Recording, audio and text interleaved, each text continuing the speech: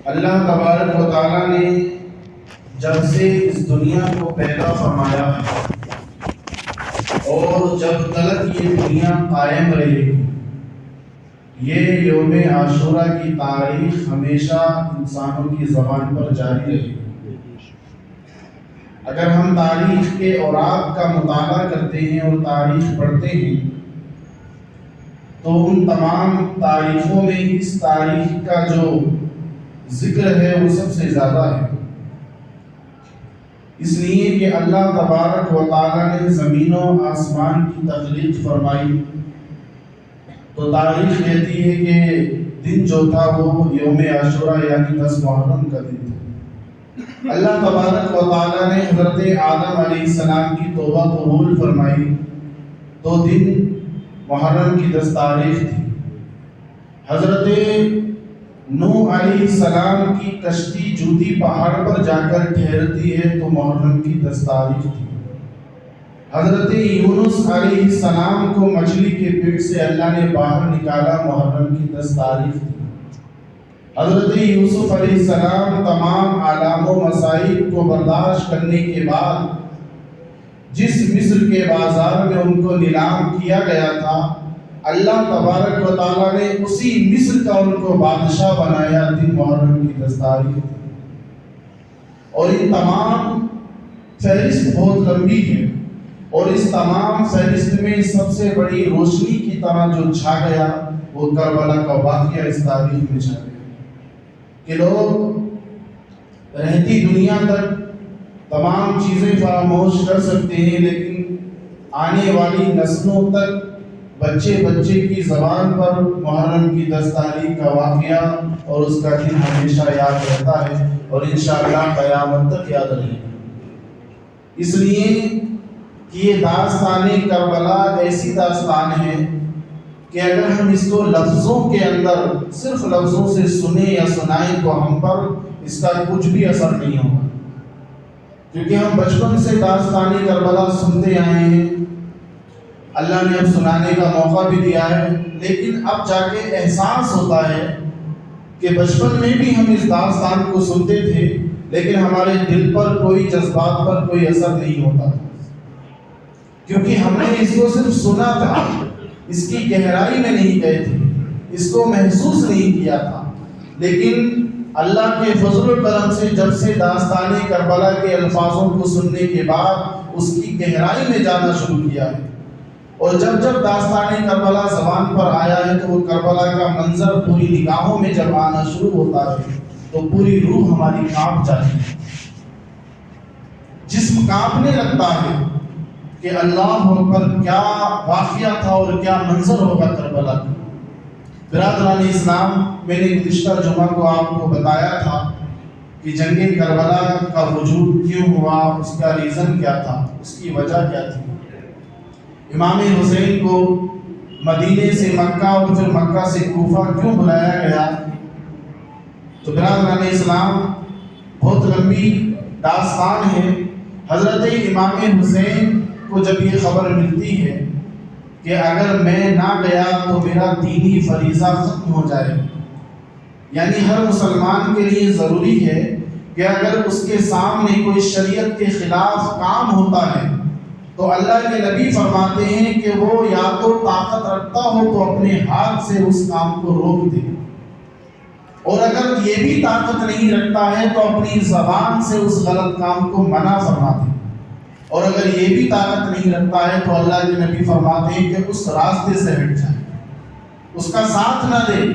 غلط راستے سے ہٹ جائے، غلط کا ساتھ نہ دے۔ امام حسین نہیں جانا چاہتے تھے،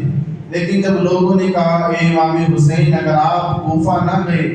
تو کہیں ایسا نہ ہو کہ بہت سارے لوگ یزید کی غلامی کر لیں اور یہ دین جو آپ کے نانا نے اتنی محنت و مشقت کرنے کے بعد دنیا میں عام کیا ہے، اس دین کا خاتمہ ہو جائے۔ امام حسین نے دین کا خیال کرتے ہوئے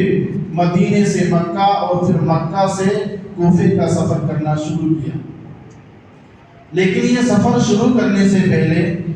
حضرت امام حسین رضی اللہ تعالی عنہ نے حضرت مسلم بن عقیل کو روانہ کر دیا، اور روانہ کرنے کی وجہ کیا تھی کہ مسلم بن عقیل مجھے وہاں کے حالات صحیح نہیں لگتے ہیں، لوگ شاید غداری کرتے ہیں، لوگ شاید دھوکہ دے دیں گے ہم کو بلا کے، پہلے تم جائزہ لے لو اور جائزہ لینے کے بعد پھر تم مجھے خط لکھ کر بتانا کہ میں وہاں آؤں یا نہیں آؤں۔ تو مسلم بن عقیل جب گئے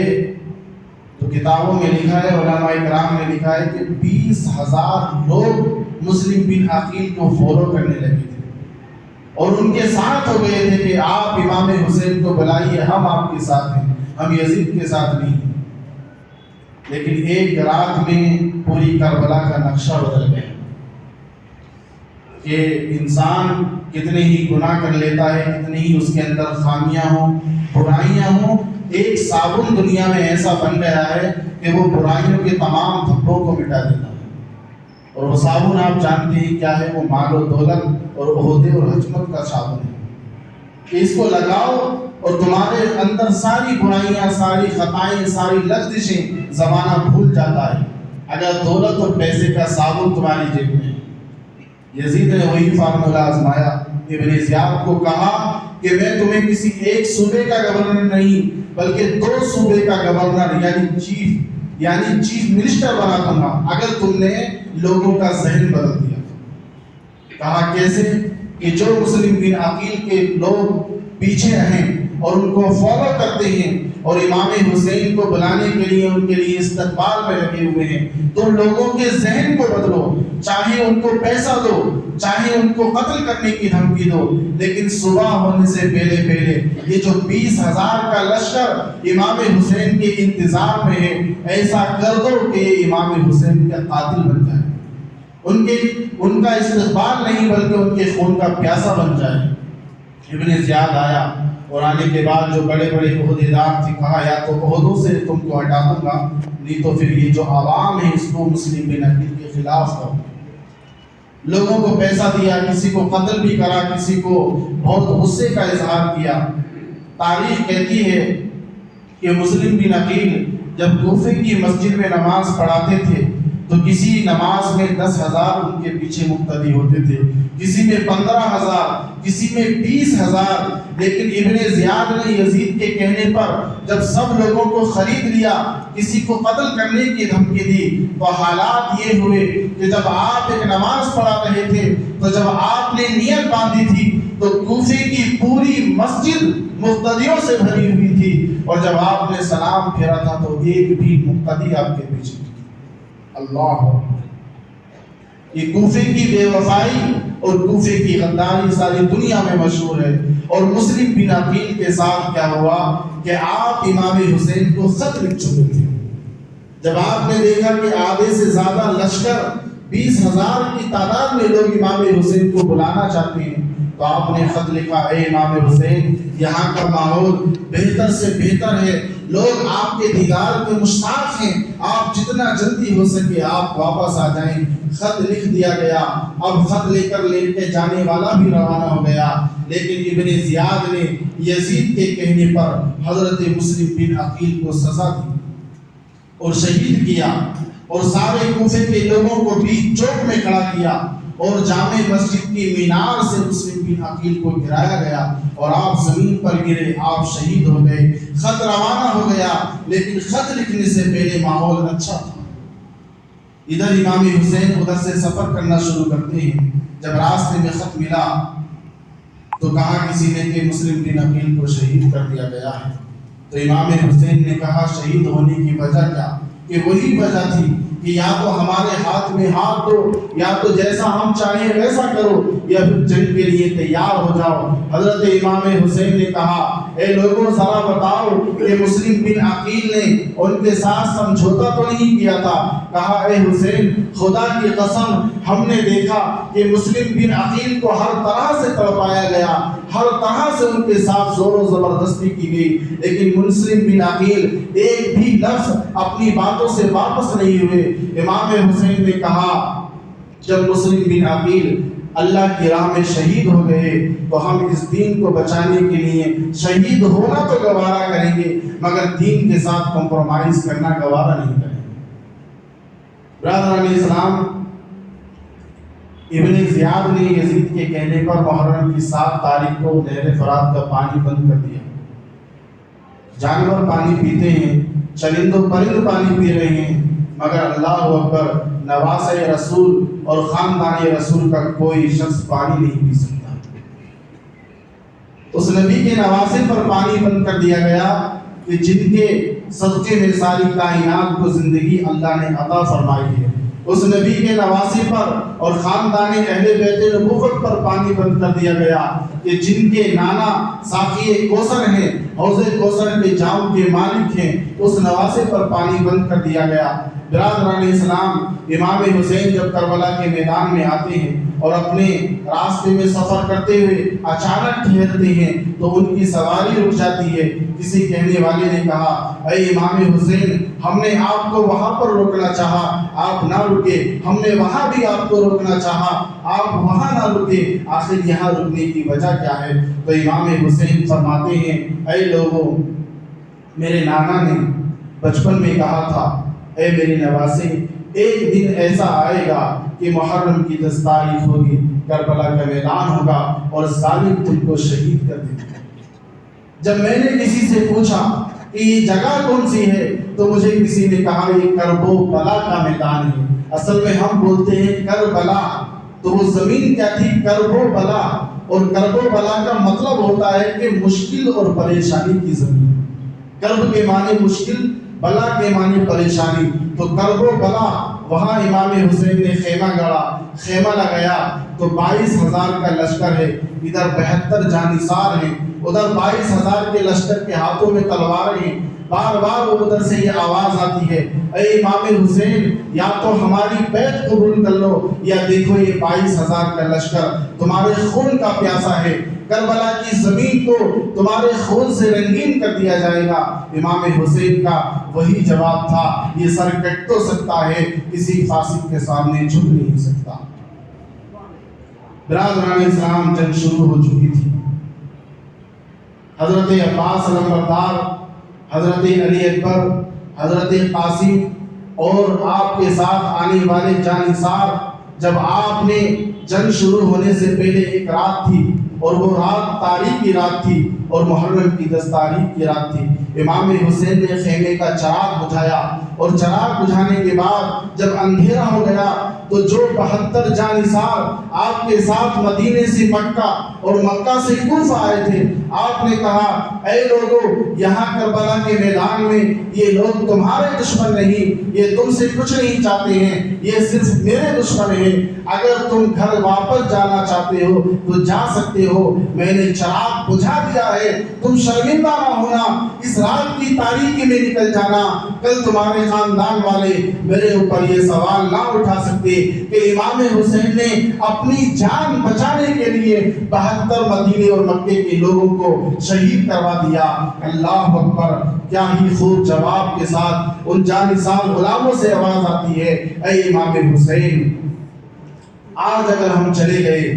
اس ظلم اور ریگستان کی زمین پر، تنہا اگر ہم نے آپ کو چھوڑ دیا اور اگر آج ہم چلے گئے تو ہم اپنی زندگی تو بچا سکتے ہیں، لیکن کل میدان محشر میں جب آپ کے نانا ہم سے سوال کریں گے، اے میرے صحابہ کی اولادوں، اے میرے غلاموں کے غلاموں، میں نے تم کو دنیا میں جو دین سکھایا تھا تم نے اس کا مجھے کیا صلہ دیا؟ اے حسین، ہم اپنی زندگی آپ کے قدموں پہ قربان کرنا گوارا کر سکتے ہیں، مگر آپ کو کربلا کے میدان میں تنہا نہیں چھوڑ کے جا سکتے۔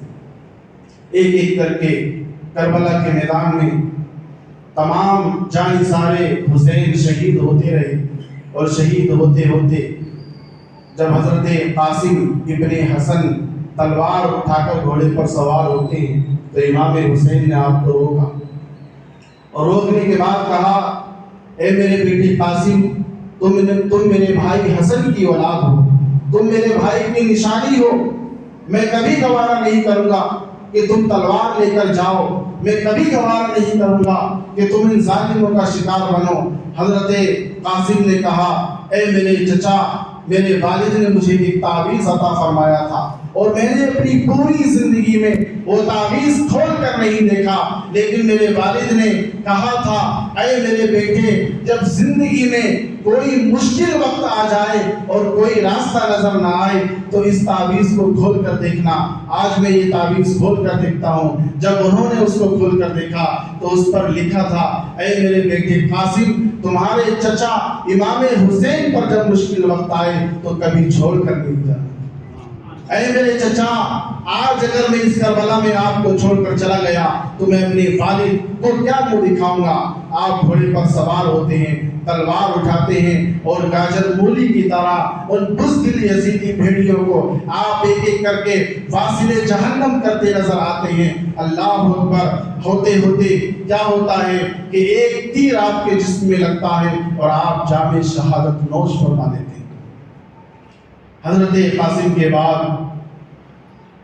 حضرت علی اکبر گھوڑے پر سوار ہوتے ہیں۔ علی اکبر کون تھے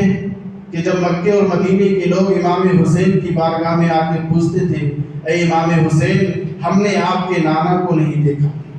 ہم آپ کے نانا کے دین کو ماننے والے ہیں، ہم نے آپ کے نانا کو نہیں دیکھا، ذرا بتاؤ تو ان کی شکل و صورت کیا تھی، وہ کیسے نظر آتے تھے؟ تو امام حسین کہتے تھے اے مکے اور مدینے کے لوگوں، اے میرے نانا کے چاہنے والوں، اگر تم چاہتے ہو کہ میرے نانا کیسے تھے تو تم میرے بیٹے علی اکبر کو دیکھ لینا، یہ کوئی اور نہیں ہے، یہ ہم شبیہ مصطفیٰ ہے، اس کے چہرے کو دیکھو تو سوچ لینا کہ میرے نانا بھی اسی چہرے کے تھے۔ آپ 16-17 سال کی جوانی کا عالم ہے، آپ گھوڑے پر سوار ہوتے ہیں اور سوار ہونے کے بعد جب یزیدی لشکر میں آپ داخل ہوتے ہیں تو یزیدی لشکر کا عالم یہ تھا کہ ایک شخص آتا تھا اور وہ سامنے سے ہٹ کر پیچھے والے کو بھیجتا تھا۔ ادھر تنے تنہا 22 یا 70 یا 50 لوگوں کا مجمع ہے، لیکن 22,000 کا لشکر ان سے ٹکرانے کے لیے تیار نہیں ہے، پیچھے بھاگتے تھے۔ حضرت علی اکبر ایک ایک کر کے بے شمار لوگوں کو واصل جہنم کرتے ہیں اور آنے کے بعد پھر خیمے میں واپس آتے ہیں اور گھوڑے سے اتر کے کہتے ہیں اے میرے والد، اے امام حسین عالی مقام، یہ لذیذی بھیڑیے کبھی بھی ہوشیار یا جانباز نہیں ہو سکتے، میں جب ان کے سامنے تلوار لے کر جاتا ہوں تو یہ پیچھے بھاگتے ہوئے نظر آتے ہیں۔ خدا کی قسم اگر آج پانی کے چند قطرے میرے حلق میں اتر جاتے تو میں تنہا ان کو واصل جہنم کر دیتا۔ چند پانی کے قطرے آج میرے اگر حلق میں اتر جاتے تو میں تنہا اس 22,000 کے لشکر کو واصل جہنم سمجھتا۔ اللہ اکبر۔ 3 دن کے پیاسے مگر جاباز اور دلیری کیوں نہ ہو، کیونکہ ان کی رگوں میں علی کا خون دوڑ رہا تھا۔ برادران اسلام، حضرت عباس علمبردار حضرت علی اکبر کے شہید ہونے کے بعد حضرت عباس علمبردار جب گھوڑے پر سوار ہوتے ہیں تو امام حسین روکنا چاہتے ہیں، کہتے ہیں عباس علمبردار مجھے جانے دو، ابھی تم نہ جاؤ۔ حضرت عباس علمبردار کہتے ہیں امام حسین بچی سکینہ کے پیاسے ہونٹوں کی تڑپ مجھ سے برداشت نہیں ہوتی، امام زین العابدین خیمے میں بے ہوش پڑے ہیں، میری خیرت گوارا نہیں کرتی کہ میں آپ کو بھیجوں۔ لائیے مشکیزہ لے کر گھوڑے پر سوار حضرت عباس علمبردار ہوتے ہیں اور نہر فرات پر تلوار چلاتے ہوئے پہنچ جاتے ہیں۔ اللہ اکبر۔ مشکیزہ بھرتے ہیں، پانی سے مشکیزہ بھر لیتے ہیں۔ 3 دن سے آپ بھی بھوکے پیاسے تھے اور آپ کے جانور بھی بھوکے پیاسے تھے، لیکن جب آپ گھوڑے کی لگام چھوڑ کر گھوڑے کو پانی پینے کا اشارہ کرتے ہیں تو گھوڑا پانی سے منہ ہٹا دیتا ہے اور زبان حال سے کہتا ہے، گویا یوں فرماتا ہے کہ جس خیمے کے اندر زین العابدین پیاسے تڑپتے ہوں، جس خیمے کے اندر علی اصغر پیاسے تڑپتے ہوں، جس خیمے کے اندر حضرت قاسم کی جوانی لٹ چکی ہو، جس خیمے کے اندر علی اکبر کا جوان لاشا لٹ چکا ہو، بھلا میں اس خاندان کا جانور ہو کے اس پانی کو کیسے پی سکتا ہوں؟ گھوڑے نے پانی کو نہیں پیا۔ حضرت عباس علمبردار نے مشکیزے کو اپنے اوپر اٹھایا اور جب مشکیزہ لے کر خیمہ حسین کی طرف چلتے ہیں تو ظالم تیروں کی بارش کی اور کسی بدبخت نے آپ کے ایک بازو کو آپ کے جسم سے جدا کر دیا۔ ہمت دیکھیے کہ آپ نے مشکیزہ دوسرے ہاتھ میں لے لی اور گھوڑے کی لگام اپنے منہ میں دبا لی پھر کوئی بدبخت آتا ہے اور دوسرا بازو بھی آپ کا جسم سے جدا کر دیتا ہے. لیکن حضرت عباس علمبردار کی نگاہوں کے سامنے بچی سکینہ کے پیاسے ہوئے تھے.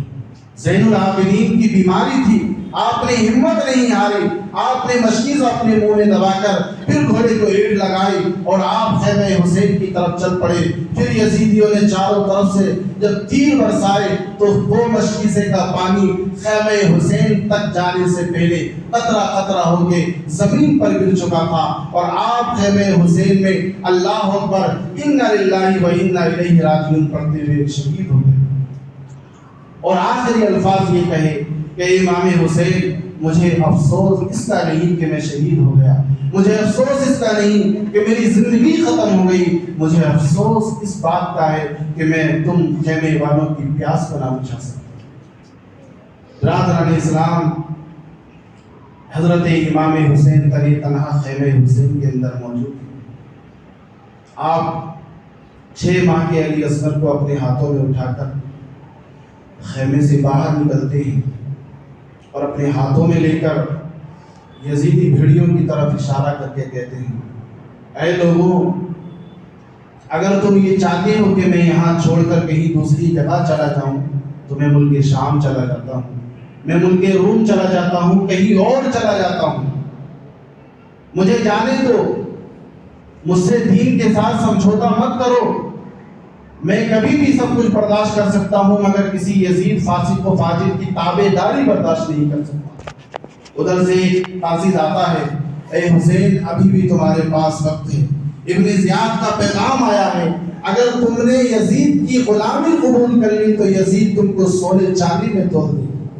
حکومت اور سلطنت تمہیں عطا فرمائے گا. امام حسین نے پھر یہی کہا کہ میرے جسم کے خون کا آخری قطرہ بھی میرے جسم میں ہوگا تو میری زبان سے یہی الفاظ نکلیں گے کہ یہ زندگی محمد کی غلامی میں کٹی تھی, کٹ رہی ہے اور انشاءاللہ کٹ جائے گی. کسی یزید پلید کی غلامی میں اپنی زندگی کا ایک دن تو کیا ایک لمحہ گزارنا بھی برداشت نہیں کریں.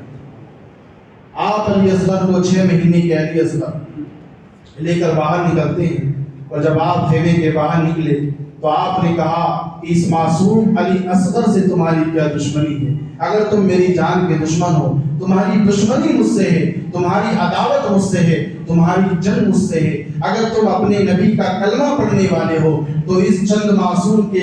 گلے میں, اس کے حلق میں پانی کے چند قطرے ڈالو. لیکن کیا ہوا کہ یزیدی لشکر کی طرف سے پھر ایک تیر نکلتا ہے اور وہ تیر نکلتا ہوا حضرت علی اصغر کے نازک حلق میں داخل ہو جاتا ہے. خون کا فوارہ چھوٹتا ہے اور وہ خون کا فوارہ آسمان اور زمین کی طرف جب پھوٹتا ہے تو حضرت امام حسین وہ خون اپنے چلوں میں اٹھا کر آسمان کی طرف پھینکتے ہیں اور زبان حال سے کہتے ہیں, یا اللہ یہ تو ایک علی اصغر ہے, اگر 1000 علی اصغر بھی ہوتے اور تو یہی چاہتا کہ وہ قربان ہو تو میں ایک ایک کر کے تیری محبت پہ سب کو قربان کر دیا. اور آج میں ابراہیم علیہ السلام میرے سامنے ہوتے تو میں ان سے کہتا, اے ابراہیم تم نے اپنے بیٹے کو قربان کرنا چاہا تھا, آنکھوں پہ پٹی باندھی, تمہارے ہاتھ میں چھری تھی, اللہ کا امتحان تھا, سامنے تمہارا پسندیدہ لخت جگر موجود تھا لیکن تمہاری آنکھوں پر پٹی تھی. آج ابراہیم کو میں کہتا کہ دیکھو میری آنکھوں پر کوئی پٹی نہیں لیکن کھلی آنکھوں سے میں اپنے جوان بیٹوں کو کربلا میں قربان کر رہا ہوں. برادران اسلام, حضرت علی اصغر بھی شہید ہو چکے تھے. حضرت امام حسین کربلا کے میدان میں موجود ہیں. آج بہت سارے لوگ اپنے ذہن میں یہ سوال کرتے ہیں کہ امام حسین کو پورا خاندان شہید کرانے کی کیا ضرورت تھی, کمپرومائز کر لیتے, سمجھوتا کر لیتے. اور شریعت ہے کہ اگر انسان کی زندگی خطرے میں ہو, علماء کرام بتاتے ہیں کہ خطرے میں ہو, جان کا خطرہ ہو, تو کبھی کبھی جان بچانے کے لیے انسان جھوٹ بھی بول سکتا ہے. کبھی کبھی حرام چیزیں بھی حلال ہو جاتی ہیں زندگی خطرے میں ہو تو. امام حسین کے پاس آپشن تھا لیکن امام حسین نے دنیا والوں کو ایک میسج دیا, ایک پیغام دیا, ایک سبق دیا کہ اگر آج میں اپنی زندگی بچانے کے لیے ان یزیدیوں سے کمپرومائز کر لیتا ہوں، سمجھوتا کر لیتا ہوں، تو قیامت تک کے لیے ساری امت یہی کہے گی کہ جب کربلا کے میدان میں امام حسین نے سمجھوتا کر لیا تو آج ہم بھی سمجھوتا کر لیتے ہیں۔ کہاں میں کبھی سمجھوتا نہیں کروں گا۔ کربلا کے میدان میں امام حسین جب تلوار لے کر چلتے ہیں تو زین العابدین کو ہوش آتا ہے، اور ہوش جب آتا ہے تو آپ کے ہاتھ کو پکڑ لیتے ہیں اور کہتے ہیں امام حسین مجھے اجازت دے کہ جہاں سب نے جام شہادت نوش فرمایا ہے میں بھی کیوں محروم رہوں۔ امام حسین فرماتے ہیں کہ تم سے ہماری نسل چلنی ہے، تم سے ہماری نسل چلنا باقی ہے، اگر تم بھی اس ظلم کی زمین پر شہید ہو گئے تو ہماری نسل کہاں سے چلے گی۔ اے زین العابدین تم بستر پر آرام کرو، تم بیمار ہو۔ جب آپ سر پر اپنے پیارے نانا کا پیٹا باندھ کر اور وہ امامہ باندھ کر سوار ہوتے ہیں اور حضرت علی حیدر کرار کی تلوار جب آپ اپنے ہاتھ میں لے کر چلتے ہیں، حضرت امیر حمزہ کا پٹکا جب آپ باندھتے ہیں اور گھوڑے پر سوار ہوتے ہیں تو دیکھتے ہیں کہ ایک ننھا سا ہاتھ آپ کے قدم کو روکتا ہے، بار بار خیمے کی طرف کھینچتا ہے۔ حضرت امام حسین نے جب پلٹ کر دیکھا تو وہ کوئی اور نہیں، وہ بچی سکینہ تھی، اور سوکھے ہوئے ہونٹوں سے روتے ہوئے عرض کر رہی تھی اے ابا جان اس تپتے ہوئے ریگستان میں کس کے حوالے آپ چھوڑ کر جا رہے ہیں؟ بھائی قاسم بھی شہید ہو گئے، علی اکبر بھی شہید ہو گئے، میرے دل کا قرار علی اصغر بھی شہید ہو گئے، زین العابدین بستر پر بیمار پڑے ہیں، کس کے حوالے، کن ظالموں کے حوالے ہمیں چھوڑ کے جا رہے ہیں؟ امام حسین نے کہا ان اللہ مع الصابرین، ان اللہ مع الصابرین۔ امام حسین جب خیمے کے باہر نکلتے ہیں، برادران اسلام کربلا کی داستان اتنا جذباتی کر دیتی ہے کہ الفاظ ہماری زبان سے باہر نکلنے نہیں آتے۔ آپ تاریخ کا کوئی سا بھی واقعہ پڑھ لو لیکن دل اور روح جو کانپتی ہے وہ کربلا کے واقعے کو بیان کرتے اور سنتے ہوئے الفاظ زبان سے نہیں نکلتے۔ کیا منظر ہوگا، کیا سچویشن ہوگی کہ چاروں طرف بے گور و کفن، بنا کفن اور بنا قبر کے امام حسین کے خاندان کے نوجوان پڑے تھے۔ زینب اور بچی سکینہ حضرت شہر بانو پردہ نشین خواتین خیموں کے اندر تھی، تنے تنہا 22,000 کے لشکر میں امام حسین جب نکلتے ہیں تو تاریخ گواہ ہے۔ جب امام حسین اپنی تلوار چلاتے ہیں تو ایسا لگتا تھا کہ جیسے امام حسین کے جسم میں بازو حیدر کرار شامل ہو گیا ہو۔ جب امام حسین تلوار چلاتے ہیں تو ایسا لگتا تھا جیسے کہ یہ ہاتھ امام حسین نہیں بلکہ حضرت علی کا ہو۔ جب امام حسین کربلا کے میدان میں تلوار چلاتے ہیں تو ایسا لگتا تھا جیسا کہ جنگ خیبر کا واقعہ یاد آ گیا ہو۔ جب امام حسین تلوار چلاتے تھے تو ایسا لگتا تھا کہ امام حسین کا جسم تو نظر آتا تھا لیکن وہ تلوار کا انداز ایسا تھا کہ جیسا حضرت علی کی تلوار ہو۔ حضرات محترم ایک ایک کر کے آپ نے بے شمار لوگوں کو واصل جہنم کر دیا۔ امام حسین کو لوگ دیکھ کر پریشان ہو گئے، یزیدی خیمے میں حیرانی مچ گئی کہ آخر نواسۂ رسول کو کیسے روکا جائے، ان کی تلوار کو کیسا روکا جائے۔ اگر ایسا ہی ہوا تو تاریخ قیامت تک کے لیے لکھ دی جائے گی کہ ایک نبی کا نواسا تنہا 22,000 کے لشکر کو قتل کر گئے۔ یزید نے کہا کہ ایسا نہ ہو، جاؤ چاروں طرف سے امام حسین پر حملہ کر دو، چاروں طرف سے تیروں کی بارشیں کر دو، چاروں طرف سے ان پر تلواروں کی بارشیں کر دو، کسی بھی حالت میں امام حسین بچ نہیں پائے۔ اللہ اکبر، تاریخ گواہ ہے کہ چاروں طرف سے حملہ کرنے کے بعد بھی امام حسین قابو میں نہیں آ رہی تھی۔ بچی سکینہ کی پیاس امام حسین کی تلوار کو نہ روک سکی، عباس علمبردار کے کٹے ہوئے بازو امام حسین کی تلوار کو نہ روک سکے۔ حضرت قاسم کی لڑتی ہوئی جوانی امام حسین کی تلوار کو نہ روک سکی، علی اکبر کی جوانی امام حسین کی تلوار کو نہ روک سکی، علی اصغر کے معصوم حلق سے نکلتا ہوا خون کا فوارہ امام حسین کی تلوار کو نہ روک سکا، زین العابدین کا خیال امام حسین کی تلوار کو نہ روک سکا۔ حضرات محترم، کربلا کے میدان میں یہ تلوار جسے کوئی نہیں روک سکا، اچانک یہ تلوار رک جاتی ہے، خاموش ہو جاتی ہے، اور یزیدی لوگ حیران اور پریشان ہیں کہ جس تلوار کو 20,000 کا لشکر نہ روک سکا وہ تلوار رک کیسے گئی؟ تو یہی واقعہ اور یہی لمحہ ساری امت کے لیے ایک میسج ہے کہ جس تلوار کو کوئی نہ روک سکا، آخر اس تلوار کو کس نے روکا؟ کس چیز نے اس تلوار کو روکا؟ تو محرم کی 10 تاریخ تھی اور دن جمعے کا تھا۔ امام حسین کے کان میں کہیں سے آواز آتی ہے، حیا علی الصلاۃ، حیا علی الفلاح، آؤ نماز کی طرف، آؤ کامیابی کی طرف آؤ۔ اے مسلمانوں، اگر ہم اذان کے ترجمے کو پڑھ لیتے، اذان کے میننگ کو سمجھ لیتے، تو مسجد کے دروازے سے ہم گزرتے اور اذان ہوتی تو خدا کی قسم دنیا کی کوئی طاقت ہمیں مسجد میں آنے سے نہیں روک سکتی تھی، اگر اذان کے ترجمے کو ہم پڑھ لیتے۔